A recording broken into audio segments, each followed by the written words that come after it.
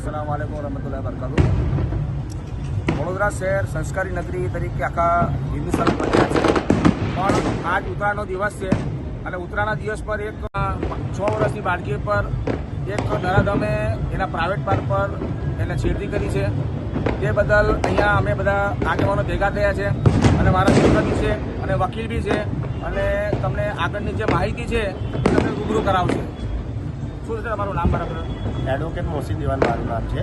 આજ રોજ આપણે 14 તારીખના રોજ સોમા તલાવ ઉડાના મકાનમાં આજે અમારા સાથી મિત્રની છોકરી છે કે જેની ઉંમર 6 વર્ષની છે અને એ છોકરીના ઉપર બાજુના અંદર એપાર્ટમેન્ટમાં રહેતા જ એક એમના ઓળખીતાએ એક છોકરાએ છોકરી સાથે જે અશ્લીલ હરકતો કરેલી છે।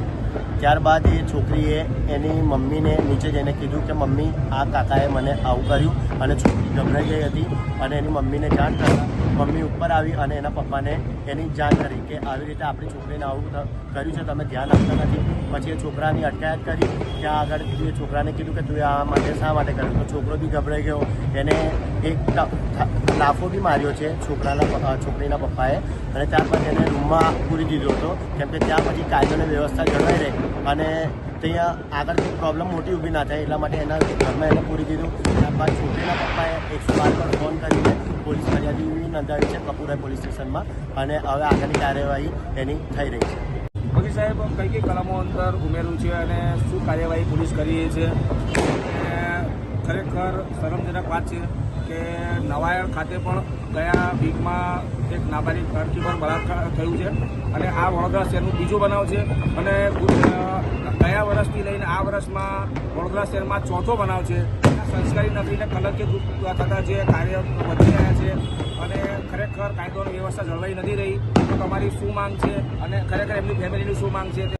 આજરોજ જે બનાવ બન્યો એના વિસ્તારમાં અમે પોલીસ સ્ટેશનમાં બી ગયા હતા અને પોલીસ સ્ટેશનમાં એ બી ખાતરી આપી છે કે આવો બનાવ ફરી ના બને માટે આ જે છોકરો છે એના ઉપર કડકમાં કડક કાર્યવાહી કરવામાં આવે અને એના ઉપર પોક્સો જેવા જે ચાઇલ્ડ પ્રોટેક્શન એક્ટ લાગે છે એ પણ એના ઉપર કરવામાં આવે એવી ફેમિલીની પણ માંગ છે અને બધા ત્યાંના રહેવાસીઓની બી માંગ છે। અને આજ સર બપોરે 5:30 થી 2 વચ્ચે આ બનાવ બન્યો હતો।